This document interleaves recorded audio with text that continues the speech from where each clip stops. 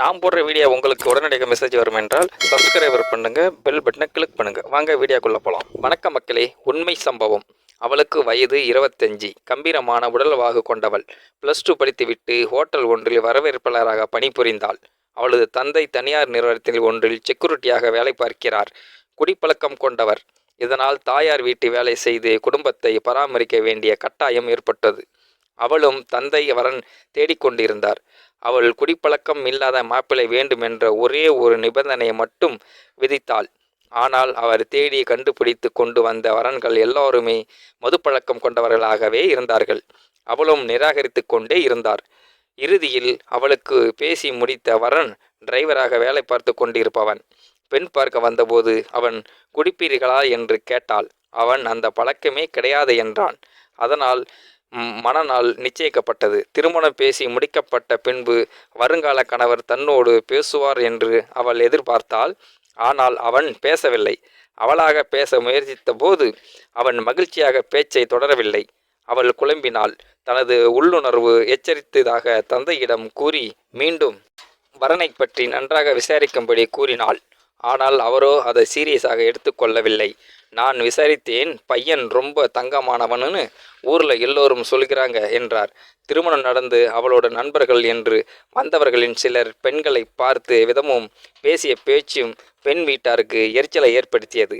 அவர்கள் அவ்வப்போது புது மாப்பிள்ளையிடம் வந்து ரகசியம் பேசியபடி இருந்தனர். முதலிரவு அறை அவள் வெகு நேரம் காத்திருந்த பின்பு குனிந்த தலையோடு புது மாப்பிள்ளை உள்ளே நுழைந்தான். 2 மணி நேரம் கழித்திருந்தும் திடீரென்று அறைக்கு கதவு திறந்தது. பொத்தென்று புது மாப்பிள்ளை வெளியே வந்து விழுந்தான். பால் சொம்பால் அடித்த அடியில் அவன் உதடு பீய்ந்திருந்தது. தலையிலும் அங்கெங்கே இரத்தம் வழிந்து கொண்டிருந்தது. அவளது பெற்றோர் பயந்து ஓடி வந்து பார்த்தபோது காயம் தந்த வேதனையை போதையை மீறி அவன் துடித்து கொண்டிருந்தான். சிறிது நேரத்தில் ஒரு வாடகைக்காரை ஏற்பாடு செய்து புது மாப்பிள்ளையை மற்றும் ஏற்றி அவரது வீட்டிற்கு அனுப்பி வைத்துவிட்டார்கள். முதலிரவு அறைக்குள் நடந்தது இதுதான். அறைக்குள் அவன் முழு போதையில் நுழைந்திருக்கிறான்.